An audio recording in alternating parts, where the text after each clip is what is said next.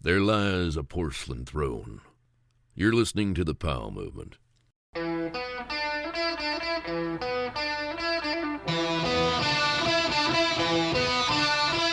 Welcome to the Powell Movement. I'm your host, Mike Powell, and this week I received a care package from the guys over at Freeze Magazine with a couple of hoodies and t-shirts. Back in the day, Freeze and Blunt were the only magazines that mattered to me. And Freeze sent me some goodies so I could tell you about where you can buy your Freeze merchandise. And you can do that over at freezemerch.com, and all the profits go to the Sarah Burke Foundation, the McConkey Foundation, and Alpine Initiatives in memory of J.P. Auclair. Freeze will always be the most important magazine in skiing to me. Speaking of magazines, I've mentioned that Ski Magazine has a new subscription service model. I'm not sure how many issues you can expect from them, but that is happening. Mountain Gazette is also back in a giant format that comes out twice a year, and now an old title out of Montana is back for at least one more issue. Bomb Snow is back, and you can subscribe to that one over at bombsnow.com.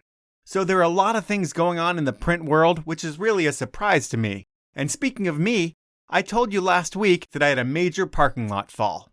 I was hoping to be back to my normal self by now, but if I try to do a sit-up when I get halfway back up to the sitting position, the pain I get is unbearable.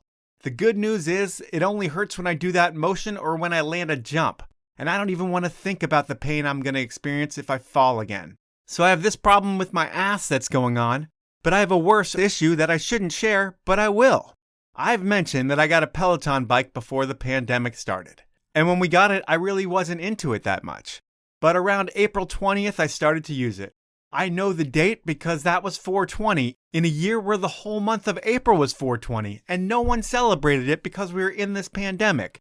But anyways, while I used to be the anti-fitness guy, after a couple months of riding a little bit, I really started to get into it, to the point where I've lost 35 pounds through exercise and I haven't changed my diet too much. And this is where my next problem starts. Around the time that I fell in the parking lot, I had also started to develop a sore from riding the bike. No big deal, I figured. I'd just rub Vaseline on it and keep up with my routine. Until the other day, when this sore really started to swell and hurt. I take a closer look at it, and I have a mound growing off of my inner thigh. This is all last Thursday, so I call the doctor on Friday morning, and they tell me I can't get in for an appointment until 7:30 a.m. Monday, or I could go to urgent care. I'm like, fuck it, I'll wait it out. But thank God the doctor's office calls me back a couple of hours later and asks if I was interested in doing a digital appointment. Sure I was.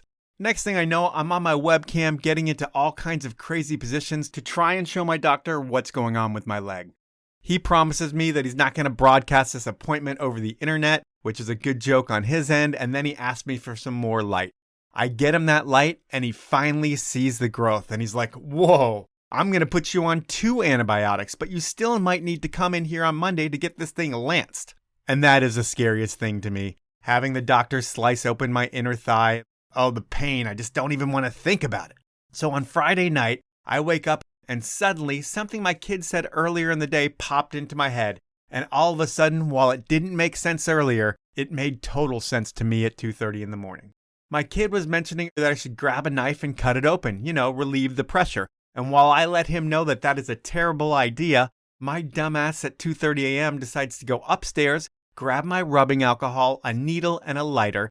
I sterilize, I poke a couple holes, and I have nothing but pain and regret. I go to bed, I wake up, I head to the summit at Snoqualmie, ski for a few hours, so I can do some stuff, but I'm in pain and feeling more pressure by the minute. So Sunday morning, I decide it's time for round 2 of surgery. I sterilized, I go in, and stuff started coming out. It's so gross, but at the same time, it is sweet relief. And now I feel like I'm on the road to recovery for my infected leg, and once this is gone, I'll try to figure out the pain in my ass.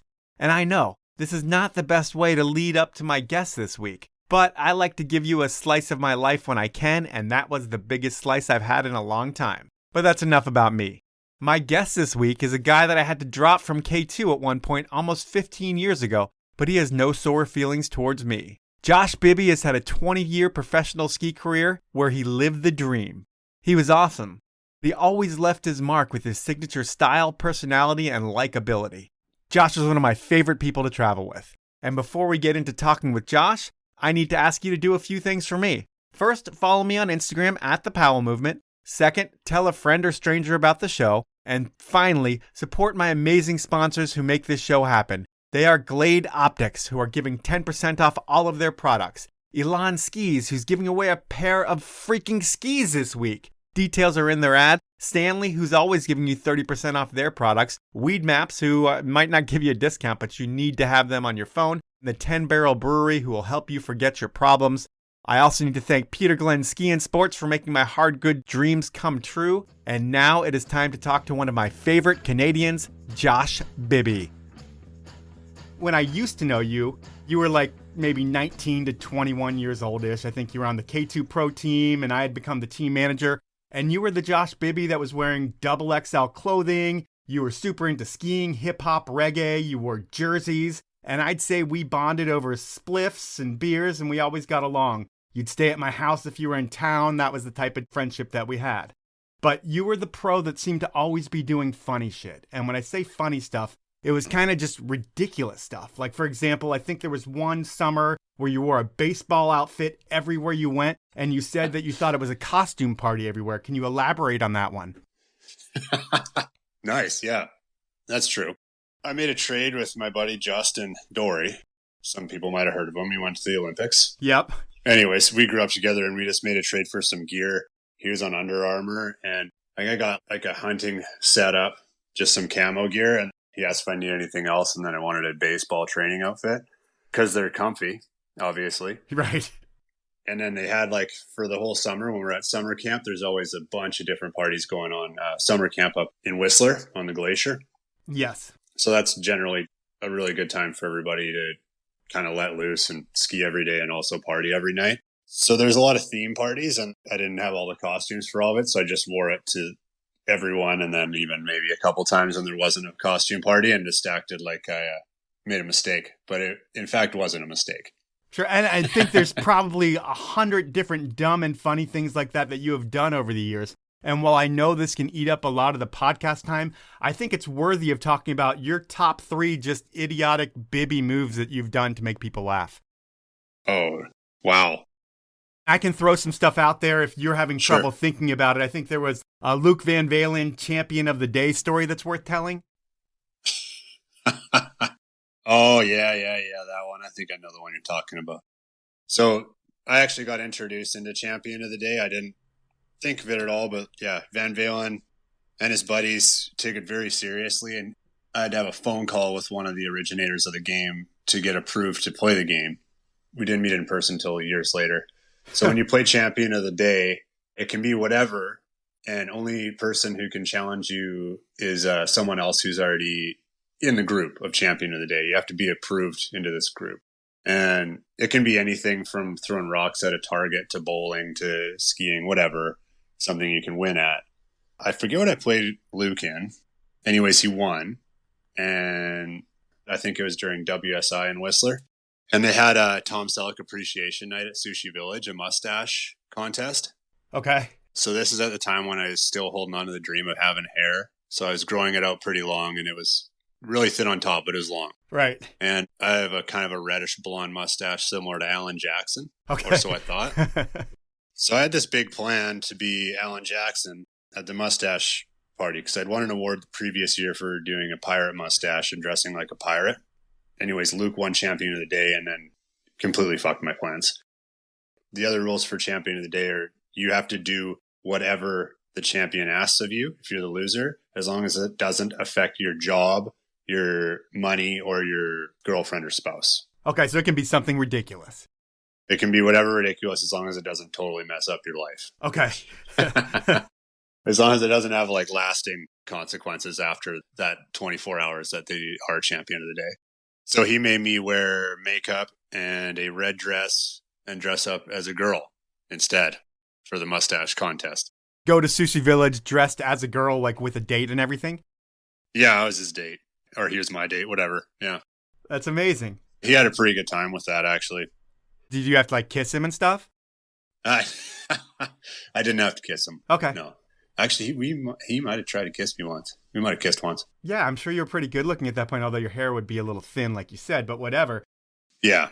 I ended up also not staying at my own house, so woke up in the morning with only the dress to wear home. Oh, that's amazing. So you had to do the walk of shame as a woman. Yeah. That's amazing. So you know how that feels, because some of us don't know how that feels. I mean, I barely know what the walk of shame feels like as a man, but you know it as a man and a woman, which is pretty amazing.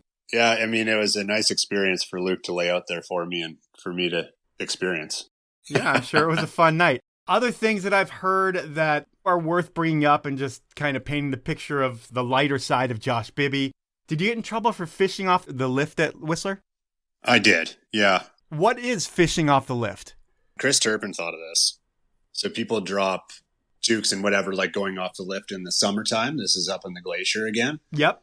So we would have like weights on it. And once again, this is totally Turpin's idea. He figured it out. And then we'd have like a packable rod, like they're just like a telescoping rod. Sure. And we'd drop down and try and actually, it was a bit of a noble thing. We were trying to like grab people's stuff they dropped off the ground to see if we can get it. And then someone saw it or whatever, and they're like, well, you're obviously trying to feed the bears and you're putting food on the end of your fishing rod and like messing with the bears. And we're like, what? No. Yes, I have this rod, but like check my whole bag. Like, look, they didn't even want to check my bag. They made a big deal out of it. They're like, nope, that's what you're doing. I was like, well, no, wasn't what I was doing. Why don't you look at my bag? And it blew up in this big thing, and they're being super unreasonable. And I thought I stayed pretty calm the whole time. Then they had to go to John Smart, and he had to like write a letter, and it got really big, and they're going to ban me from the mountain. Jesus. And then once it got big enough, I was able to finally talk to someone in charge. And I was like, can I just talk to you about this? They're like, yeah, sure. And they're all mad because they thought I was doing this. And then I just told them my story, and they're like, well, that sounds pretty reasonable. I was like, yeah. Yeah, you guys are idiots. Yeah. I was like, who is this person, by the way? And I remembered their name. I was like, who works for you? Like, they got really fired up. And they're yelling at me in front of, like, they're swearing in front of kids and stuff. I was like, that doesn't look good on you guys. Yeah. So I had a chance to turn it around, and I tried my best to. It worked. It was fine in the end, but it was ridiculous. Yeah, and that kind of messes with your livelihood. Like, the glacier in the summertime is where you spend your time coaching at camps and being a pro at camps, and that being threatened of being taken away has to kind of be pretty scary for you at that point, especially when you're not doing that much bad stuff. Totally, yeah. So that's the lighter side of Bibby. I hear nowadays that while you used to be known for being fully reckless, the Bibby style of fun these days is being known for planning stag parties. And you're a no bullshit kind of guy when it comes to planning a stag party. In the US, we call it a bachelor party. And what is the weirdest thing that you've planned into a stag party? The weirdest thing? I mean, the last one we had was TJ's, which was great. I guess it's just a bit more controlled recklessness, if that makes any sense. Yeah. But yeah, I had a whole plan, and I had a timeline and everything, which I obviously got lit up for by everybody, and they're always trying to fuck with me on the timeline and screw over the plans, but at the same time appreciating them. Like, that's half the battle, is half the fun, is trying to mess up Bibby's plan, but it works out anyway. But I think everybody appreciates it, and they do try and mess it up, but they also have respect for it. I like to tell myself that, at least. So TJ did a really nice relay race. So he showed up wearing we had an outfit for him. TJ's a bit of a chef, so we had a chef's hat and a jacket that Reed found, and then a tuxedo Speedo that his chef's coat was tucked into. And then it was out in Pemberton Valley, and he had to do a relay where he had to run a lap, come back, and then he had to do as many push-ups. We dug a Mr. Big into the ground, and then he had to do as many push-ups as it took to eat the Mr. Big. That's something Canadian that we don't know about. Sorry, I should backtrack a bit. The title of the relay was called the Food and Fitness Challenge. Okay. For something that TJ said quite a while ago that had never been forgotten. I won't throw him under the bus too much.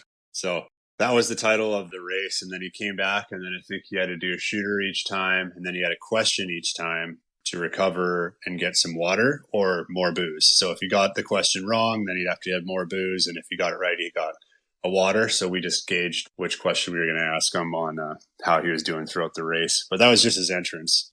The craziest stuff was certainly not planned. Gotcha. Well, we will leave that stuff alone because sometimes people don't want their stag parties being brought up in a podcast. But before you can even be partying with strippers at stag parties, and you didn't even say strippers, I did, you had to grow up yourself, and that all started in Vernon, and that's up there in Canada. And what's the family like? Siblings, rich, poor, average? What's it like to grow up Bibby? We are a family, the Bibbies. So my dad, all his brothers and sister are from there. They're the family of 7 kids, and they're all in Vernon, all in the same house, actually, that my parents are living in now. Our family's had that house for, 50 years or something like that. Yep. So we're all pretty much trades guys and girls, so middle class. And we went to school with Joe Schuster's older brother. He's a grade ahead of me. We hung out a lot. So a lot of skateboarding. We lived in East Hill on Vernon. Jan and I went to, and Joe and TJ even for a year. And a few of us went to St. James. So Catholic school. We didn't have to wear uniforms or anything like that. And I feel like it ended up being almost more loose than public school because we kind of walked all over the teachers and you couldn't really fail any courses even if you tried.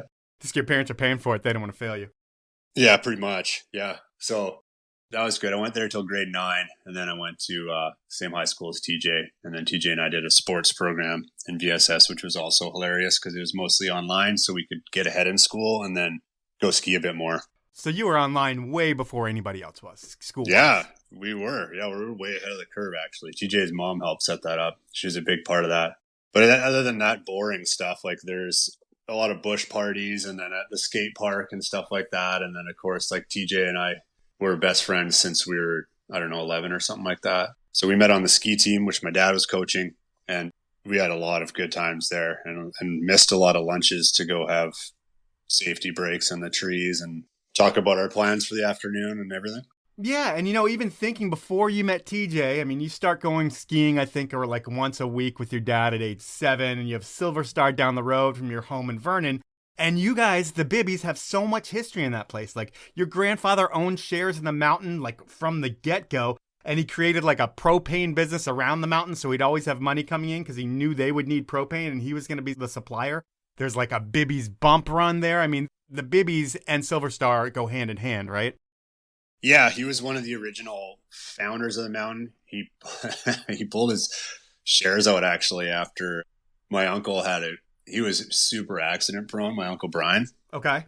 This is like the most wild unlucky ski crash I've ever heard of. He was skiing moguls on the face, if anybody's at Silver Star. It's right underneath the lift of what used to be the green chair.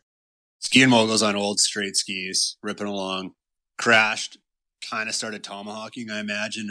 Somehow his ski flew off in front of him, tail stuck into a mogul, and then he was rolling and did a flip, came around, and the tip went directly into his mouth. Oh, Jesus. Yeah. And he's a hemophiliac too, so he bleeds a lot. And he ended up losing like half his tongue and bled out into like a 18-gallon bucket. Jesus. And they just ripped him down because they didn't want to wait for the ambulance. So he just jumped in. I forget whose vehicle. I don't know if it was my dad. I don't think my dad drove him down, but that was a close one. But anyways, I guess that happened a few times and his kids got hurt, but he still let him ski on the hill. I don't know if that's the reason he pulled his shares or not, but he did have Bibby's propane and all the boys and the daughter helped out with that. And they delivered propane everywhere. And he got in at the hill right away because he knew that it'd be cold up there. So they probably need some propane to stay warm. Yeah, it was a good plan. And then your dad comes up as a skier, the cool kind of skier for his era, a hot dogger, free dogger, whatever you want to call it. He had no rules. And I'm guessing you were born into just like a fun ski family that après is kind of part of the fabric of life. Oh, hell yeah. Yeah, the Bibbies like to get together and have a few parties, a few après, that's for sure.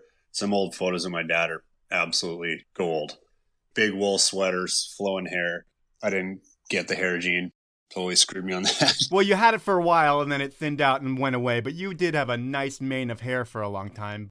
Thanks. Underneath the hat, it was a bit of a sham, but I tried my best. Okay. And you get your pass around 10 years old and then you get put into the Nancy Green Ski League. And for us Americans, that's like organized NASCAR, it sounds like. It's like you're 11 years old and you're going racing every weekend. Is that pretty much what Nancy Green is? Yeah, pretty much. Yeah, it's like, beginner racing. And my dad coached that, but he wasn't a racer. No, he wasn't a racer. It sounded like he was like a bump and a hot dog type guy. So yeah, you guys don't have a mogul program for kids. So like your dad and the rest of all the parents there, because you have all these great skiers who are going to turn pro, but we'll talk about all that crew in a little bit. But all the parents come together and create like a mogul program for young kids. And that's kind of how it all starts for you and your crew, right? Yeah, so all the parents came together, and then they started up. Damn it, I can't remember the name of it. It was Owen's Silver Star Corning Free Ride Program? Yeah, freestyle club, and then we had the free ride team and stuff. They did have like a mogul team, but it was only for older guys for some reason. Right. Jumps and bumps, I think that's what it was. Anyways, yeah, that's kind of where we all got together, and like a few of us were in racing and stuff. And then my dad knew the Schusters from just growing up together and stuff and skiing. Right. And then the Lebos and the Casgards and Schillers and yeah, everybody, the Talbots, and that's kind of how we all got to know each other was I think even just that first year, and then all the parents working together and throwing us into the program. Does your dad continue to coach? No. Okay. Is your dad like one of the guys that's driving you guys around from contest to contest, or are you doing that with coaches and no parents? Oh, sorry. Back then. Yeah. Like when you were doing moguls, your dad was a coach back then. Yeah, he was. Yeah, he coached the team that I was on till I made it to the team that competed. So he drove us to all the contests and everything like that. Yeah, me and TJ probably annoyed the hell out of him for a while. So with your dad and his background, it's not just banging bumps all day long. He's like teaching you worm turns and daffies and all the shit that the cool guys used to do. Yeah, he taught us a few acro moves, and daffies are one of his specialty, actually. Nice. How many can he do? I've seen him do 3. I heard he did 4 once. Dang. He said when he was younger, I remember him telling me that he did a quad daffy once, and he said it was tough to stay on balance, so he didn't do those. But I did see him, and I remember it perfectly, doing a triple daffy on the air site and landing pretty much in the transition, and he couldn't stand up after. He had to actually worm turn out of it, he said, which I saw him because he just did a big skid in the end because he couldn't stand up because his back gave out. And, you named a lot of names between TJ and Riley and all those guys that you had named. There's a ton of pros that are going to come out of Vernon, but then there's also a ton of industry dark men. I mean, a ton, not that many, but between Marshall Talbot, which I think you mentioned, Fergie Kincaid, I think he's from there as well. Yeah, he is, yeah. Like, you not only have pro athletes, but you have the industry behind the scenes players there, which is pretty amazing. And when you guys are coming up together, are you a crew of all the Vernon kids, like doing a lot of dumb shit together and just always hanging out? Yeah, full on. So like Fergie was actually racing when we were in freestyle, but we obviously all hung out and became like really good friends. And then we would ski on the hill. And then as we got like old enough to like go over to each other's houses pretty much. Yeah. I don't think we've ever been called like smart as a group. That's for sure. Fergie might have. Incredible time. And Marshall. Yeah. Well, not as a group though. Oh, okay. As a group. Yeah. Individually, maybe we can pull it off, but not as a group. Okay. Yeah. Collectively, no. Now it's time for a sponsor break, and my first sponsor is the 10 Barrel Brewery out of Bend, Oregon. They have been brewing the best beer in the Northwest since 2006, and they started as a bunch of friends who live beer, brewing, and drinking it outside. Over the years, they have grown, but they have never forgotten their roots in skiing, snowboarding, and biking. I could list the countless things they have done for the sports and athletes, or even better, list the things they've done for the causes like the Surfrider Foundation and Protect Our Winters, but I don't have enough time. What I do have time to do is ask you to pick up a 6-pack of 10 Barrel next time you're at the store. And if you are more of a booze person, 10 Barrel mixed drinks pack a punch. To find out more about all things 10 Barrel, head on over to 10barrel.com. Next up, it's Glade Optics out of Breckenridge, Colorado.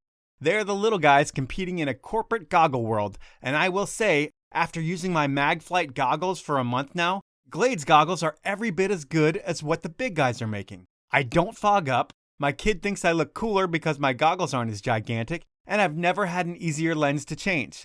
They're just as good as a $300 pair of goggles from one of the corporate brands, and I'm going to save you money on your purchase. What you need to do is head on over to shopglade.com, pick out your goggles, enter the code TPM10, there are no spaces, and you'll get 10% off when you check out. My final sponsor in this break is Stanley, and they pretty much invented the category of containers that keep things hot and cold over 100 years ago.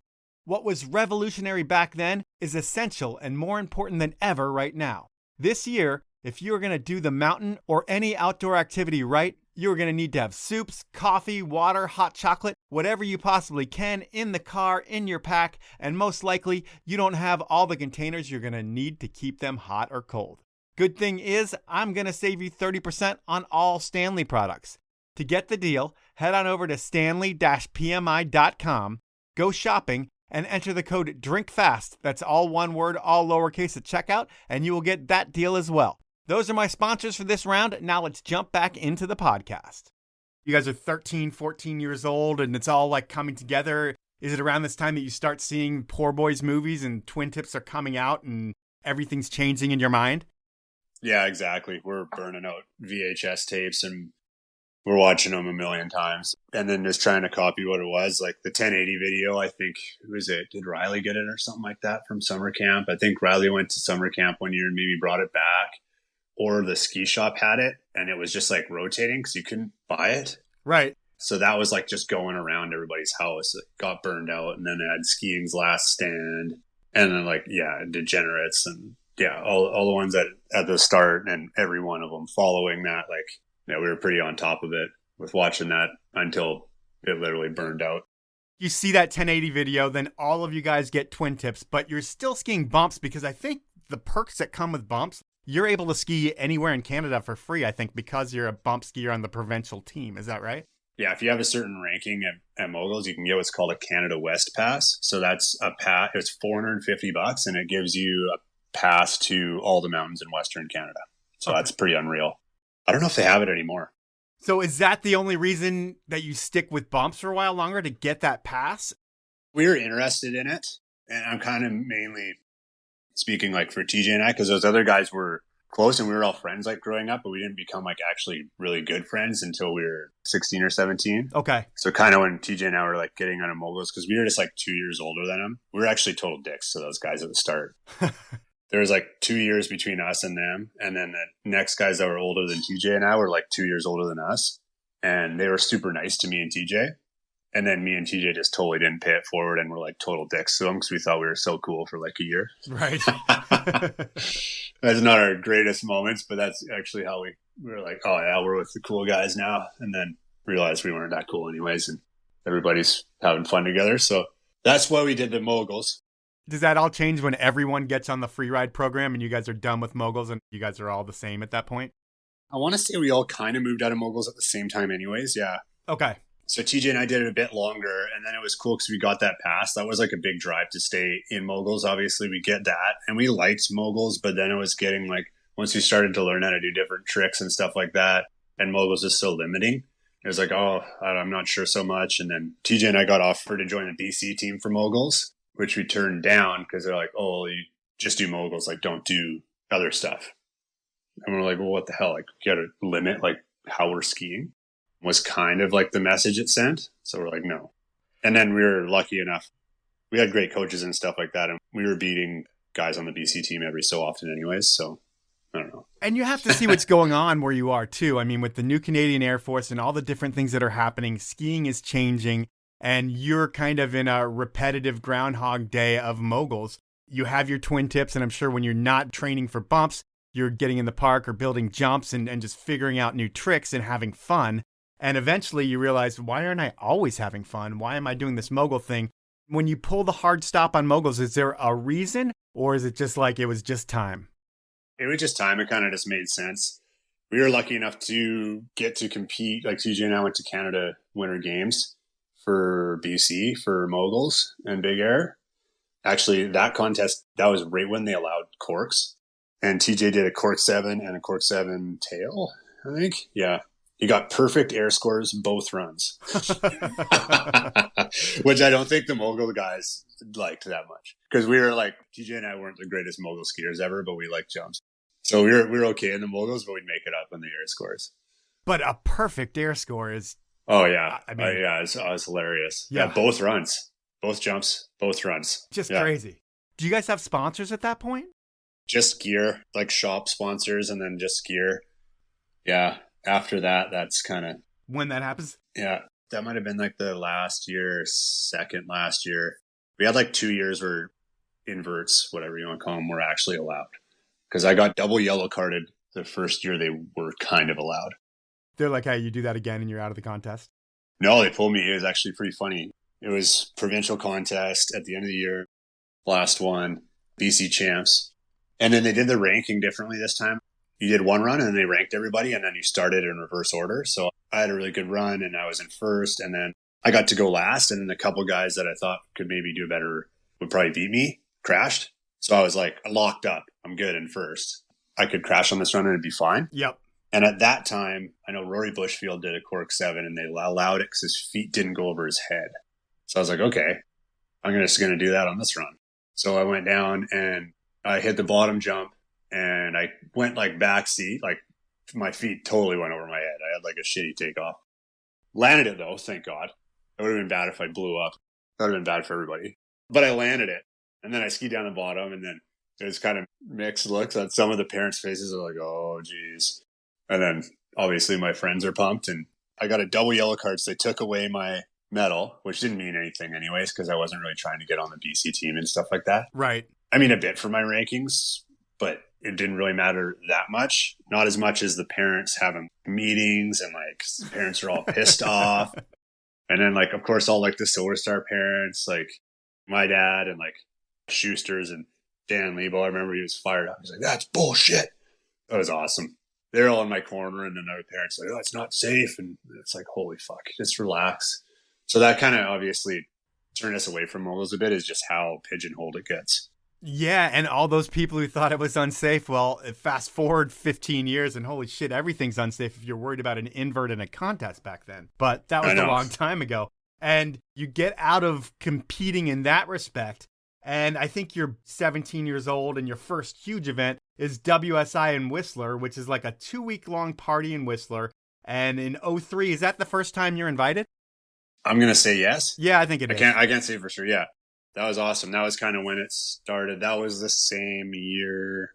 Yeah, that makes sense. So yeah, I think you go that first year. It's your first big event. And that kind of sets the stage for what's going to happen for the Vernon kids. Because I think it's either your senior year or the year after. And that's the breakout year for the Vernon crew. Because there's one way to get on the global map instantly in the world of skiing, and it's to win a big contest. And the big open event in the world at that point is the US Open in Vail. And your crew's going in 2004. And do you remember the excitement of the crew when you're heading down for that thing? Yeah, well, it was, so luckily TJ and I were in that program because we actually did our like final exams. We jumped ahead some courses and then got credits for sports. Like we didn't have to do gym and all that shit because we were skiing at whatever level, a national level or something like that. So TJ and I wrote our final exams early and then had to get on a flight the next day and go down to Vail. And they let us do that. Our parents wrote letters to like the school board and everything. So it was kind of weird. Like we were excited to go try it out, but we were not expecting much. Our goal was just to get past the first qualifying round. You know, it's funny. Nobody's in school on the internet back then, but you guys are. But what isn't on the internet back then either is anybody else's tricks. So you have no idea how you stack up against the rest of the world, really. I mean, you know what you're doing in your little bubble in Canada. But when you go to the Open, It's not like you can see what everybody else has and be like, man, I can stack up against everybody but these 5 guys. You're going in completely blind. And that event, it's all business for you guys, I would think. I mean, you're there to work, not party or do anything like that. Yeah, plus we were too young. We weren't thinking about that. And Vernon is put on the map. I mean, TJ wins and takes second in Big Air. Yeah. You do pretty well yourself. I think you get 8th. And is that when you can kind of feel like a little momentum behind Josh Bibby, like people start talking about you? I guess it's always been me and TJ together. So collectively, like we were like, holy shit. Like once we got past our qualifiers, I think they had like a couple rounds.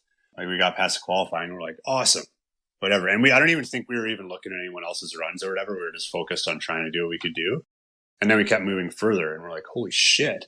And then of course, when TJ won, we're like, what the fuck? And, Right. you know, and I got 8th, which I was super happy about, but like, honestly, that kind of overshadowed, like not overshadowed and no jealousy or anything like that, but like, holy shit, you fucking won. He won it. Yeah, it's crazy. Yeah. Like, are you kidding me? You know? And like, and I got 8th. I was super, super happy about that.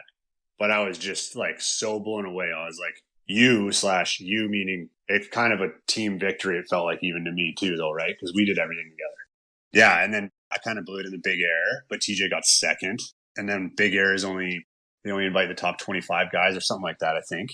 That was a really crazy thing. We're standing up there at night with all these guys we see in movies we never met before. Yeah. We're like, holy fuck. You guys are like 17 years old, just like, wow, this is crazy. Yeah, it was wild. So that kind of kicks off things for the ski career for TJ for sure, and for you as well, because people kind of figure out who you are. That event is huge back then. And I don't know if I'm right with my timeline here, but we get to a point in your life where you have all these great friends that are skiers. And I think one of them is Josh Dueck. I don't know if I say Josh's name right. I always say it differently. Is that his name though? Yeah, Josh Dueck. Yeah, you got it. I always mess it up. And I've met him. He's a really cool guy.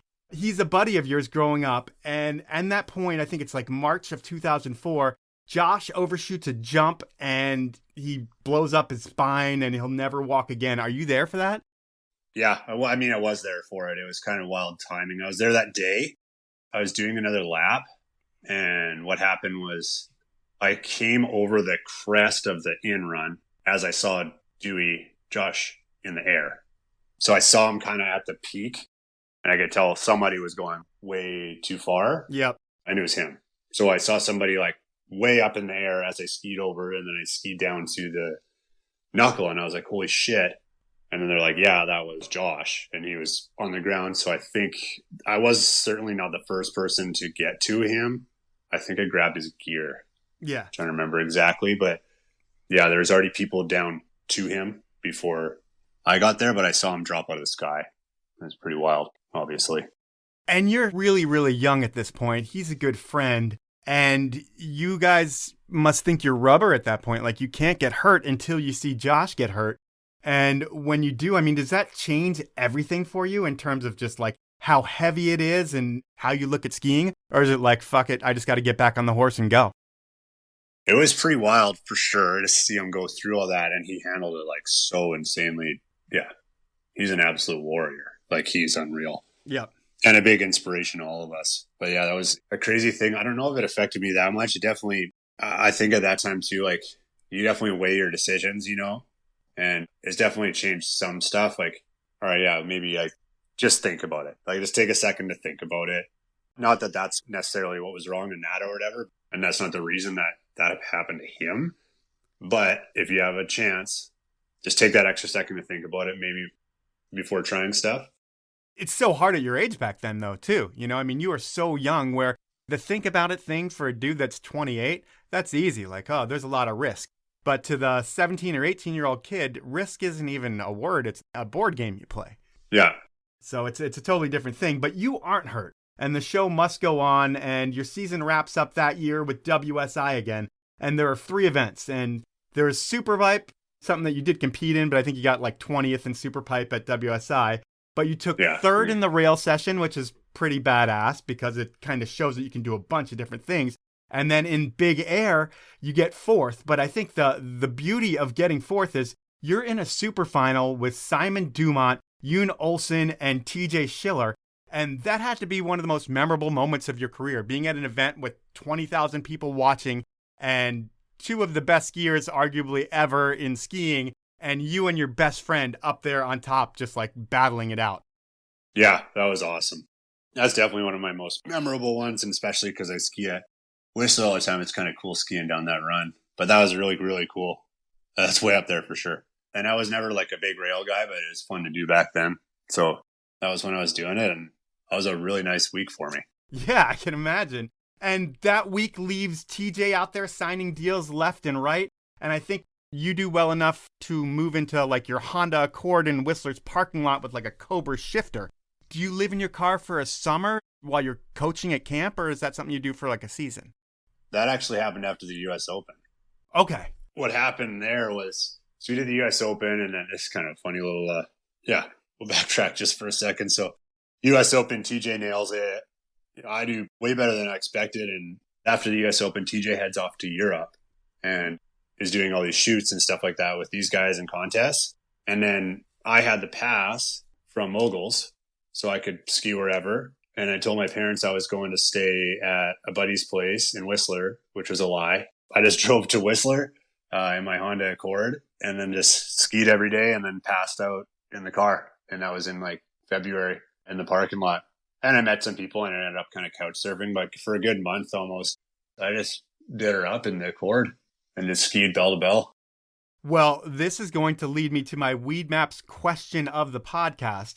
And when you are living in the Honda Accord, is this when marijuana ramps up in your life or like your intake? Yeah, I can be honest about that. Yeah, I did. Well, you know what? It probably remained what it was.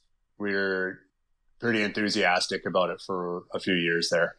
And then from traveling with you, weed was something that happened on the road all the time. Is it something that you still do in life, or is it something where you kind of got older and you grew out of it, or how does it work with Bibby these days? I just kind of grew out of it. Nothing against it or anything like that, but I just kind of grew out of it and I stopped enjoying it as much. And I was like, all right. Well, the old Bibby, the young Bibby, would not like you for saying that. I'm just letting you know that now, but it's okay. Yeah. And that is the Weedmaps question of the podcast, and I'm going to jump into Weedmaps' ad. Weedmaps is exactly what it sounds like. It's simply the place to go online when it comes to finding what you need, so you have absolutely nothing to worry about. The cannabis market can be a bit of a treasure hunt, but Weedmaps will get you straight to the source with no worries. Whether you're seeking out the best locations, deals, doctors, or strains, we offer online ordering and delivery where legal. No need to waste your precious time searching elsewhere. Go to weedmaps.com or download the free app today. It's your ultimate guide to cannabis. Weedmaps. So skiing's not showing you any money yet. You are getting some free product from sponsors. I think you had like Solomon, Smith, and Cyber Cartel. But eventually K2 comes together for you. And how does the whole K2 thing happen? Because I wasn't the team manager when you got on K2. And how did those deals come together? I'm trying to think how it actually came together. I think it was just at a contest or something like that. And who would have been through at that time? Probably Goot. Well, I know it's Goot, but I'm trying to think who would introduce me to Goot. I'm not sure. And I couldn't tell you how I got on there. I'm not sure. I don't know if I like reached out or not. I think it was just through like a mutual friend or something like that or whatever came up. Just lucky enough to land in the right spot. But then, yeah, I got on K2 and then got to meet you and that whole team. You guys had an unreal crew, still do over there. And that was when I started traveling a bit more rather than just living out of my car.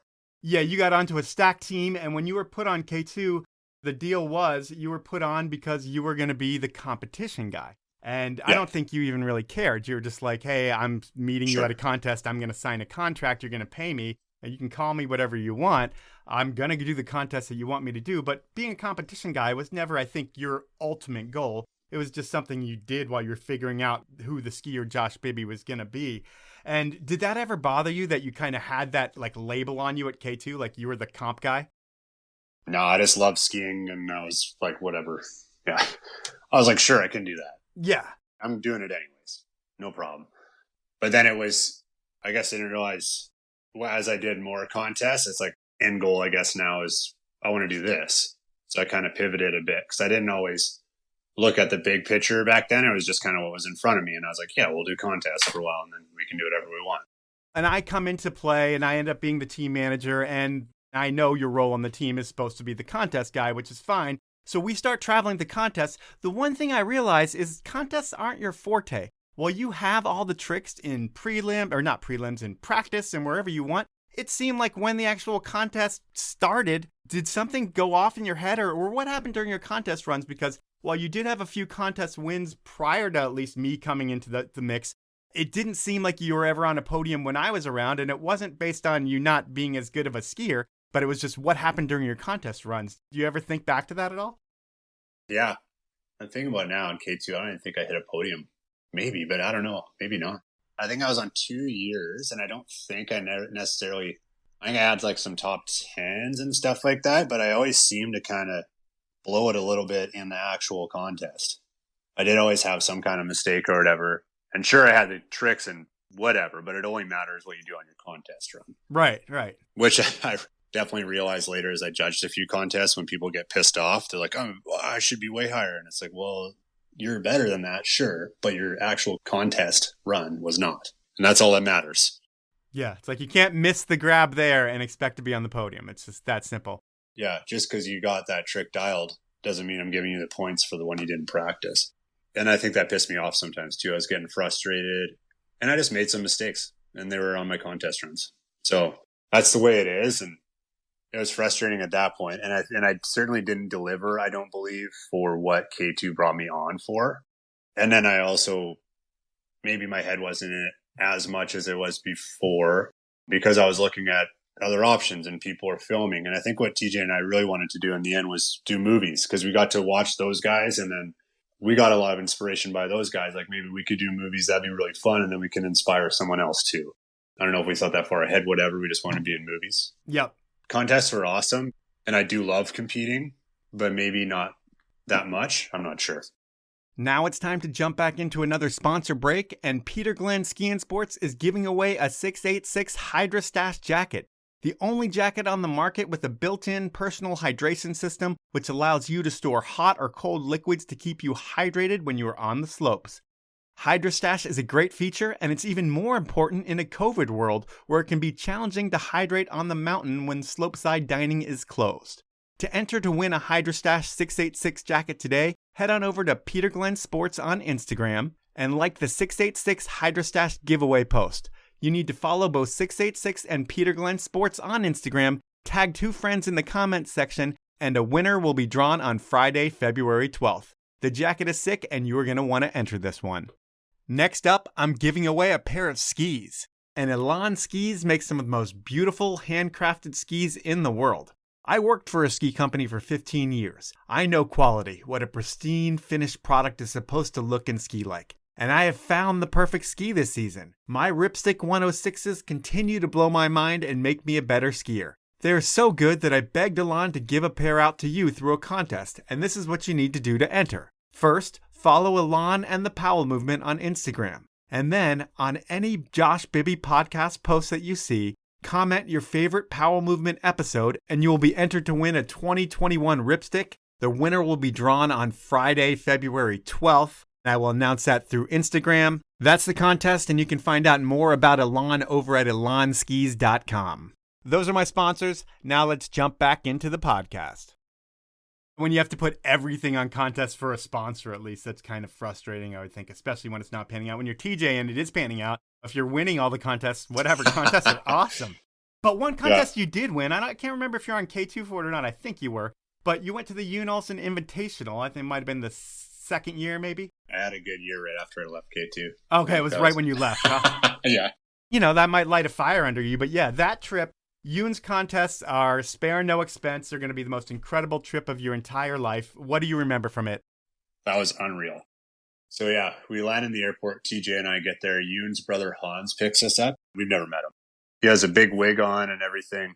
And like, I'm pretty sure like a tank top with cut off sleeves or something like that. Kind of looks like a 80s like rock or whatever. He's like a big guy. Okay. And he just comes up to us and he goes, "Americans?" We're like, "What?" We're like, "No, we're Canadian." He goes, "Oh yeah, sure. For you?" We're like, "Yep." He's like, "Follow me." And he just grabs our bags and then just walks us out. And he like barely says anything. And we get into a car. I think he does like a burnout order and takes off. And it's like, when TJ and I are looking at each other, we're like, what the fuck is going on? And then he pulls the wig off or whatever and starts laughing. And then he's like, "Oh, I'm Hans. I'm Yoon's brother." He's like, "Here's some snooze or beer or whatever you want." Like, all right. And then we get there. And when you go to Yoon's contest, at least for that one, and I think he runs them all this way, you're there for a week. And you just get there and he has everything taken care of. Your lodging's taken care of. He takes you out for dinner, tells you what's going on, gives you a necklace with a golden key on it, and says, "This is your key." It gets you lunch at Broken in Ora, Switzerland, or Sweden. And also any lineup to any bar, you just show them the key and you're in. No line. It's amazing. Yeah. And you can bring a girl if you want to, probably. He's like, "I know everybody. If you have the key, I've talked to everybody in the town. Just, you're good." That is incredible. Yeah. So we went all the way over there and did all that. And then we only competed at night. So his big air was 2 jumps and it was always under the lights. So that was probably set up so that we could party every single night and not have to ski until 6 p.m. The thought to all the details of everything that he did for those contests is so amazing. And then the fact that you go there and you're this unknown. It's like Yoon met you at WSI in the finals and was like, "Hey, I'm going to invite this guy to my event," is my guess. I don't know. But you end up going to the event and you end up winning it. And it's like a who's who of skiers in the world. And you're on top of it. It has to be the best night of your life, I would think, from like a party perspective, or I would hope it was. Yeah, it was pretty unreal. I think actually, in total honesty, I think you knew TJ a lot better. And I'm pretty sure, I don't know if TJ admitted, that he put in the work to invite me. Well, you've ridden TJ's coattails your whole career. And it's worked out for you. You've kind of carved your own niche, but at the same time, TJ's always been there to be like the lead blocker to create something for you. And he's a lead blocker that can take it all the way to the goal line every time anyway, so it doesn't matter. Yeah, I'm pretty sure he got me invited to that one. Okay. Without a doubt. Yeah, so it was unreal. I mean, there were already pretty unreal party nights before that. Like, he would have a VIP section blocked off in this bar, huge bar. And he's like, hey, guys, this is my buddy at the front of the VIP section. You just bring in girls, and if they're like known sluts, whatever, in town, or they're not good, if they're not hot enough, he's going to turn them away. And so he's like, just the more girls you bring in here, the more booze I'm buying. So he had like free booze, and our only job was just to lap the bar and try and bring girls in there. So that was kind of ridiculous in Sweden. Yeah. And then, of course, that night it was head to head, and it kept going. And then I went all the way to the end and ended up winning it, which is for sure the biggest contest that I'd won. So that was completely unreal. And yeah, that was the year that I left for Line. We're not really going to talk about Line at all, but Schematic dropped at that point, I think, too. But it was like after the fact when you were leaving K2. So you had that going on as well. And there's a bunch of stuff, but we're like getting into a point where I'm not going to talk about all the stuff. I'll just sum it up real quick so people know. You were on Elan, and that was crazy because Burton was going to make goggles, and with this brand of theirs, they're like, fuck it, we're going to sponsor skiers too, so we can take some skier money. And that was awesome at first, but then it seems like you guys got dropped overnight, and that was kind of like you were left out in the cold with them as well. Yeah. And that was just the way it was. They just decided to pivot from that, so that was their call. And then they pivoted back. Yeah, and then they pivoted back, so I think it just meant well as, who knows, it was one person's call probably, so more or less. And who else were your big sponsors during your heyday? Well, Spider's been one forever. Still wear their gear. What was that? Was that from Cyber Cartel to Spider? And then, of course, I was with Electric Goggles, and then goggles have changed a little bit, but I've been with Fawn Zipper wearing their stuff for a long time now. And then Moment I was with for 11 years. You had pro models with them for what, almost every year that you were there? Yeah, every year I was there. So minus the first year because we developed it. So it was 10 pro models. Are you the only one from the Vernon crew to get a signature ski? No. Dory had one. I think Schuster did as well. Oh, yeah. Yeah, he did. Did TJ? He must have. Well, TJ was on bigger with Armada. Did he have one? No, I know he was always close to it, but now I'm like trying to think if one did like fully get developed. I want to say yes, because he had pro model everything else. I think he had helmet, goggles, boots, pretty sure a suit. Yeah. Huh. Yeah, I don't know. It was awesome. It was good while it lasted with Moment, and then we just had some differences, and then now I'm on Elan for the last, this is my third season with them, and it's unreal. Amazing company to work with. Super aligned. So it's an awesome team to be a part of. They actually sponsor my podcast as well, and they started doing that. You call me Lan, I call him Elan. Oh, yeah, I screwed it up. It's all right, man. You say tomato, I say tomato. Either way, the skis that come out of their factory are I was blown away by the quality of them. Just the craftsmanship. I'm used to stuff that maybe wasn't perfect, and now I'm on perfect skis, it seems like. Yeah, I wouldn't want to change anything, to be honest. We've gotten to try a few different demos and stuff like that, and the way they test skis and everything, that's amazing. They lay them up differently, but all the same side cut. So you just get to feel the materials in the ski. You're not comparing different side cuts with different materials. You're comparing the same side cut with different materials. So you get down to the bottom of what matters in there, and you can tell the difference. It's outstanding. And I would say for you, while being a sponsored skier, I would say it's almost a side hustle for you now, because it looks like you're a family man with a house and a pool in Langley, BC, and you're a fireman. Was there like a transition period where you realized pro skiing wasn't going to support your family and you had to get a real job? Was there like some kind of coming to Jesus moment, even though I'm not a fan of that guy? Yeah, for sure. Kind of just when we started, I don't know if you would call it settling down, but then like moved in with my now wife, Christy. And I was just looking at some stuff, and then I had a few friends that I met through Christy that were firemen, and I was like, that seems like a pretty good program. Because, yeah, it's a job. You're going to get the adrenaline rush, obviously. You get to drive a huge truck or ride in one with lights and sirens going, and you're going to sort out some problems for people. So I was a fan of all that and the schedule and everything. And it just kind of lined up with my personality. And I just kind of love the way the fire service is run. So I was lucky enough I kind of started doing courses on the side as I was skiing, and then I worked carpentry in the summer anyways. So once I got all my courses and applied, I got lucky enough to get on right away with Vancouver, which I'm super happy I did, because I'd be probably happy wherever I went. But now that I work for Vancouver, I don't know if I could work anywhere else, because just the call volume, like, it's busy generally for the most stuff. You're certainly not bored, and they got a lot of history. So it's pretty cool. It's every meal's in the fire hall, and they run everything like the way they used to 100 years ago. And yeah, it's beautiful. I heard when you were trained to be a fireman that you were trained by some just crazy dude in Texas, and that I should ask about the crazy dude in Texas. Yeah, Whetstone is his name. Some guy who held onto his belt buckle while he talked and had a dip in at all times and referred to himself in third person. He pretty much absolutely lit up anybody who made kind of any mistake or left a speck of dust anywhere, because that's straight laziness, son. Just drill sergeant? Oh, yeah. And he'd be walking down the aisle and say, well, when old Whetstone come in there, if you tell me to hold back, I say, no fucking way, sir. I'm kicking that door in. I'm going now. And then spit in his cup. And he's like, but y'all in here, I'm not sure if you can stand up like that. And then he'd call everybody out, and then he'd tell a story about himself. It was super awesome, though. Really entertaining. And he was a hard worker and everything. And I learned from him, if you make a mistake or anything, it's just laziness. Do they send all Canadian firemen to America to learn how to do the job properly? Nice. No, we got schools up here. They're more expensive, though. Oh, all right. I thought all that stuff was free up there, but maybe it's not. Who knows? No, not for that. That was the only online one you could do online, and then you go down for 2 weeks boot camp in Texas. And you get wet-stoned, and then you're done? Yeah, then you got that, and then you go into the fire hall, and then you got a year of that as well. Like, does he have a reputation throughout all fire halls? People know who Whetstone is? The people went down there, yeah. Okay. They kind of remember him. But then, of course, we have our own people within Vancouver Fire that are actually way gnarlier than him. Once I got in, which I didn't think anyone could be better at trying to, like, rattle you while you're trying to do drills and stuff. And then I found a couple guys who are better. My first 6 months on the job, I got lined up with someone who's really good at it.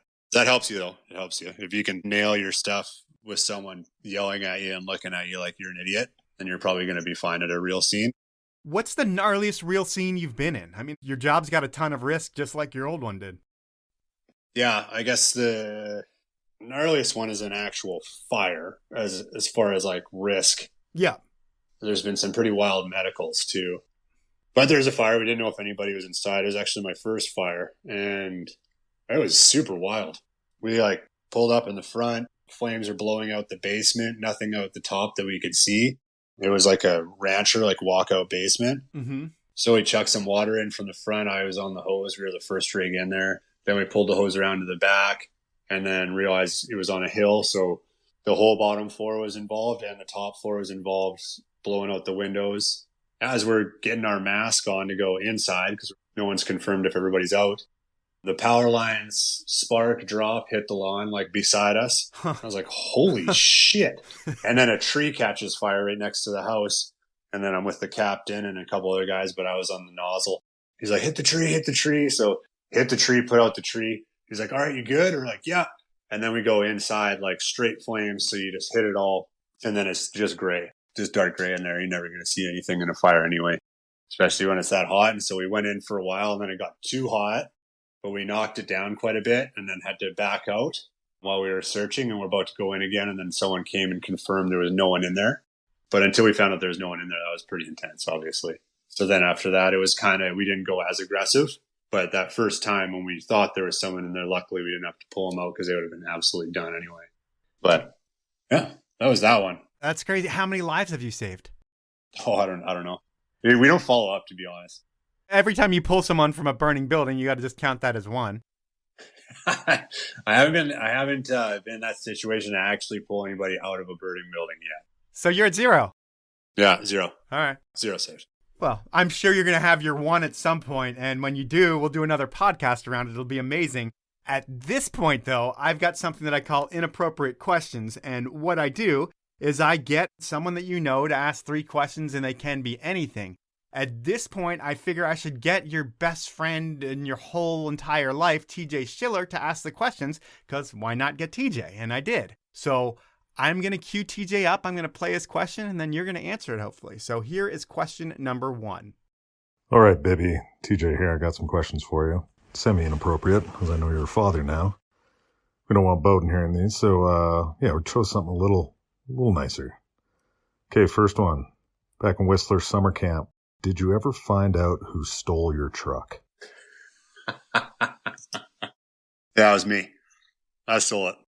So, yeah, that's the story. Is you stole your own truck. How does that even happen? It happens when you get a little excited at summer camp and maybe you go to the bar pretty much every night and you leave your truck somewhere and you forget that you did that maybe you parked it there. I'd actually driven it to the hill the day before, skied, came back, went out, and then went to grab something from my truck, which I thought was parked in the underground when I'd actually left it at the hill the day before. But since I was a bit hungover, I just jumped to conclusions, and obviously it had been stolen. And then I went skiing that day and was telling everybody to look for it. And then at dinner that night at Sushi Village, we had like a coach's dinner at Sushi Village, told everybody to keep their eye out for it. And then did like a missing report and everything with the police. And then we finally found the security footage, and it shows me the day before just walking up to my truck and going in it and driving it out. And I was like, son of a bitch. So yeah, I'm a total idiot, and I just made a big deal out of it instead of maybe checking the only other place it would have been parked. That is amazing. We will go to question number 2. What was your decision to shave your head, coming from a bald guy to another? Do you think that you let it go maybe 1 year too long? At minimum 1 year too long, yeah. Because you used to have long locks, as I established before. TJ used to have nice hair as well, but you guys are both bald now. TJ had ads with Paul Mitchell. And he doesn't have hair now. No, fell out. Done. Dream's over. Yeah, I noticed mine was starting to fall out, so I called it my last hurrah. I just didn't cut it for probably over a year. I don't know, at least a year. But pretty much by the end, it was more or less a comb over. I actually met my now wife with long hair, and I didn't cut it short till after we'd been dating for like a year. So I don't know how she even let it go that long. But it didn't hurt your game. No, it didn't, which is great. It's a good test, right? If I look like a total skid and then I can still pull that off, that's pretty unreal. But you'd have a toque on the whole time, so people couldn't tell the thinning part on top, right? Exactly, yeah. Pretty much where I had all the time. Yeah, it's magic. Now it's way easier. I can cut my own hair once a week, and I can drive with the window down. Hair stays in the same place. Wake up, I'm good to go. Way better. I should have done it a long time ago. So keep that in mind. If anybody's actually, I'll share some advice someone shared with me right before I shaved my head. I asked the guy who's bald, I was like, hey, when did you know when the time was to shave your head? And it was falling out. And he just looked at me. We were playing a pool game. He looked at me, he goes, if you got to ask. I was like, damn it. It was about the best answer you could get. Yep. And then it's time to go home and shave right after the pool game. Yeah, that's what happened. Maybe not that same day or that same week. All right, we're going to go with his last inappropriate question. Why would you wear a big red ball gown to the Sushi Village mustache contest? Thanks, Josh. Looking forward to hearing the interview. We already talked about that, so I ruined that because I didn't realize that he had said that, and I kind of brought up something that would lead to that. So we're going to have to go with something else, and I'm going to have to come up with it off the top of my head. I'm going to do it quick, and I'm quick-witted. What can I think of that you've done that's stupid? Well, did you take a shot of hair once in Chug Life? Yeah, it's mustache. That was to get into another sweet thing called Dude Ranch Frat, run by my buddy Reed Speedman. So that was my initiation at Dude Ranch Frat. It was called a mustache shot. So it was a double shot of Jack Daniels, I believe. Reed shaved my mustache into the shot glass filled with Jack Daniels. No, sorry. It was empty. Shaved the mustache into there first, poured the whiskey in there, and I drank it. It was not easy to do. But yeah, I drank my whole mustache. Yeah. I mean, it was at the time seemed like a pretty good idea, and it was pretty entertaining for a lot of people. Yeah, I think it's just an amazing idea and it just out of the box. And Reed comes up with a lot of amazing out of the box ideas. So that is your final inappropriate question.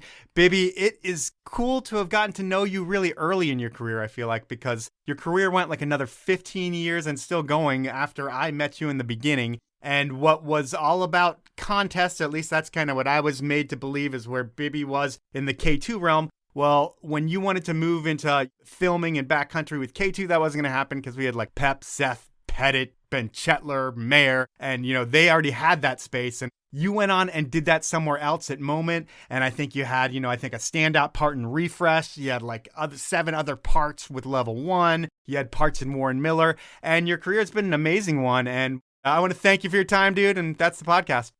Unreal, man. Yeah, thanks for the call. I hope to see you sometime once quarantine lifts and we can do some more over a beer or something like that. So that was time with Josh Bibby, and I love chatting with athletes that I used to manage. I mean, when I look at those K2 days, I can't think of one guy that we brought on that didn't pan out. Now, you could say that one guy is Josh, as he didn't pan out as a competition guy, but really, that was K2's fault, my fault. Josh didn't want to be a contest guy, but that was the path that was set for him. And a lot of times, taking the set path and then branching out is what you are meant to do. And Josh went ahead and crushed it for another 15 years after K2, and contests weren't a part of his game. I will toot my horn one final time on this podcast in reference to the X Games and an athlete I signed. I want to congratulate Burke Irving on getting on the half-pipe podium at X. I started sponsoring Burke when he was just 7 years old, and he was going to be that K2 contest guy. Fast forward 12 years later, and it all works out. Congratulations to Burke and the whole Irving family. I also want to thank you for listening, ask you to review me wherever you listen, and if you have any questions or concerns, please shoot me an email over at mike@thepowellmovement.com. I will get back to you. I also need to thank my amazing sponsors who make this thing happen. They are Stanley, Peter Glenn Ski and Sports, Weedmaps, the 10 Barrel Brewery, Elan Skis, and Glade Optics. Have a great week, everyone.